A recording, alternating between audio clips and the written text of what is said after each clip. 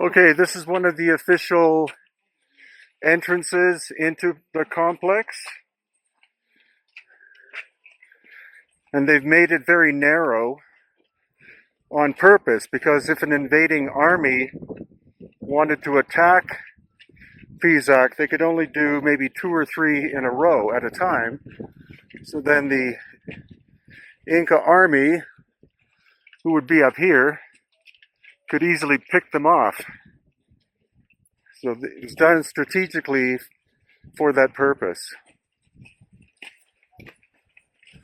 So this is the part of the military aspect.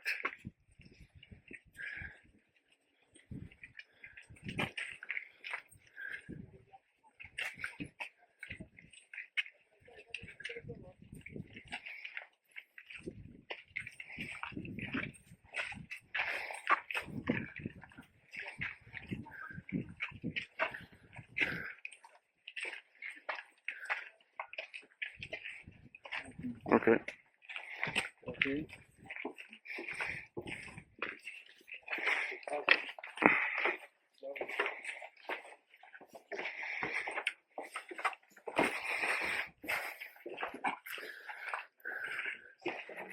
And this is quite possibly another part of the military. You notice, again, a very narrow entrance to restrict the number who can come in at one time. One at a time.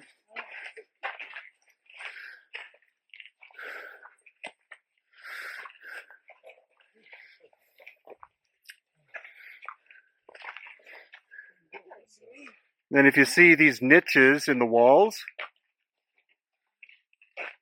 of which there are thousands and thousands and thousands of them, a standard guide will tell you that that's where the Inca would have a gold statue of some kind. There wasn't enough gold in Peru to be able to do that. So they were simply for storage. And the Inca adopted this design of niche. They didn't invent it. It's a trapezoid shape. And that's what we're going to see, especially at Ollantaytambo. The megalithic aspect has, I think, 13 of these niches that fit perfectly together. And they're also very acoustic, again, to the sound of Om. So if somebody sticks their head into the niche at one end and someone makes that tone in the other end, the sound goes right through the stone to the other person, like amplified.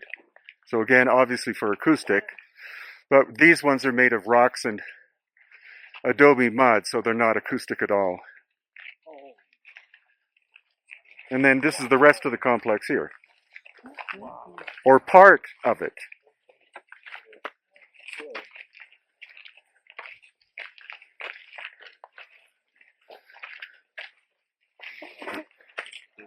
That's the royal sector up on top. And then again, these giant terracing systems.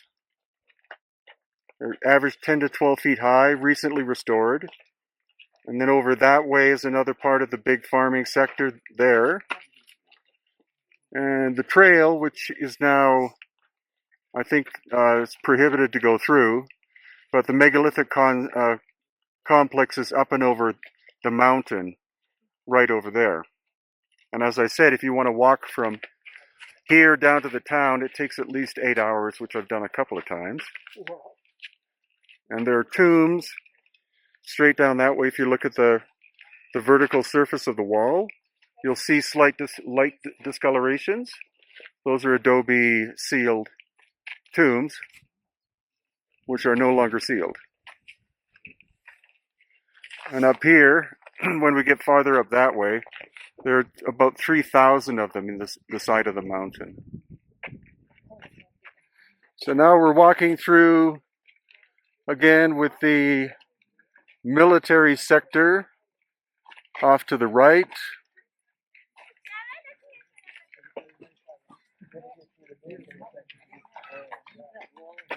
Again, another look at the incredible terracing system here.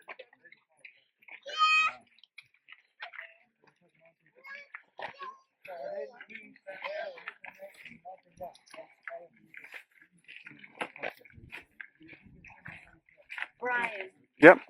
those retaining walls are those afterwards, or are they part of the Oh, you're talking about way to the second mountain range. No. The Oh, this retaining one walls right right here? here, yes. Oh, those little walls. Yeah. Yeah, that's all Inca, but there's a megalithic part too, Ooh. right over there, which hopefully we'll go to. It's a megalithic gate, and yeah.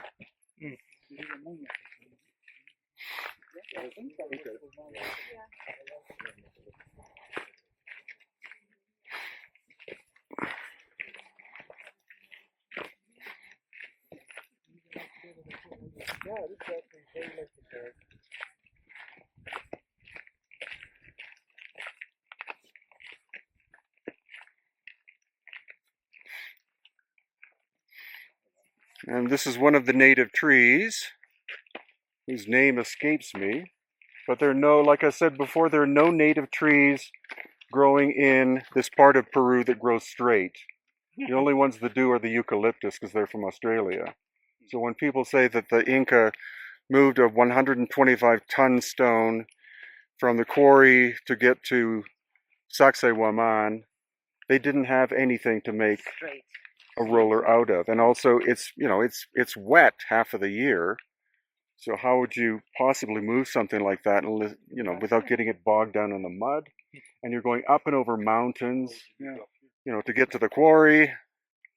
And nobody actually really knows where the quarry is. We went to one which is about 3 miles away.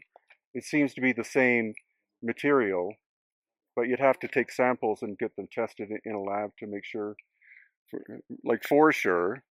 And it's a huge area, but we were never able to find like a big stone that was still there, or one that had been partially cut.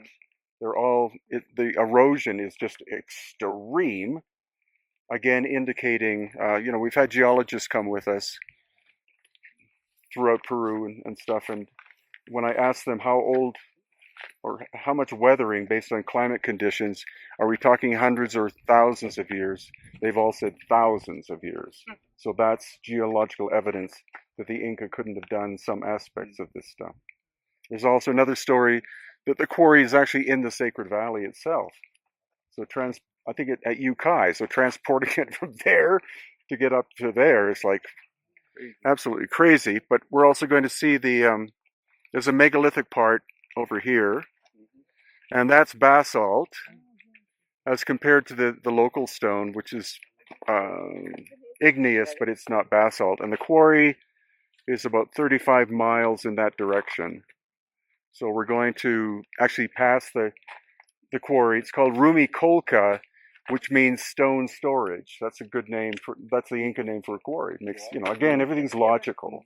So we'll drive right past it and see. So yeah, this is the first megalithic big complex I'd ever seen. And I did, when I first turned around that corner back there and looked at it, I did say, holy fuck. I'd never seen, I'd been to Stonehenge and stuff, but I'd never seen anything on this kind of scale. So now we're going to walk to see part of the megalithic aspect here at Pisaq.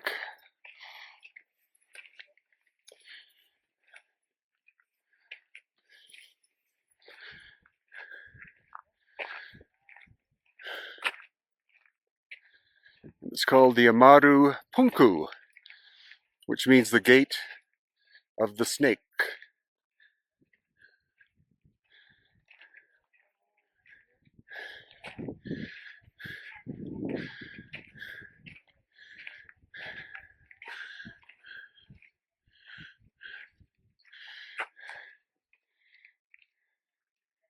So you see here, this is the megalithic part.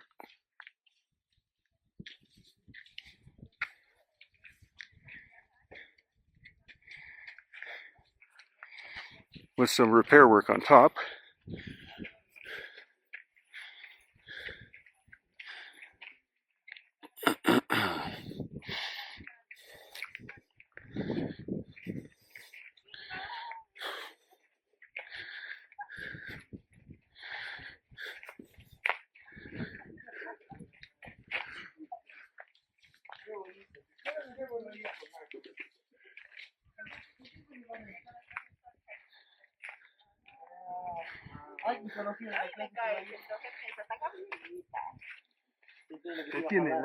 Buenas tardes. Buenas tardes. So look at the size of this lintel. 2 pieces.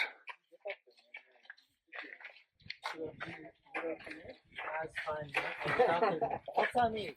I don't know. I can't see with all white. I think so.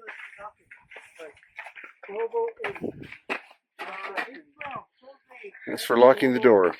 Oh, you think that's what that was? Yeah.